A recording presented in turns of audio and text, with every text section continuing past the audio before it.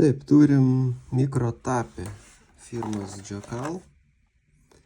Originalus. Galit pasakyti jau pagal kainą. Nusipirkau šapalam pabandyti. Tai vat, pažiūrėsim. Labai daug gerų atsiliepimų internete apie jį. Pažiūrėsim, kaip veikia mūsų upėse. Taip, toks įpakavimas. Stiprus.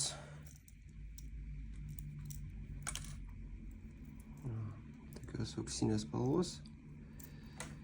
Visokių pribambasų anksčiau čia.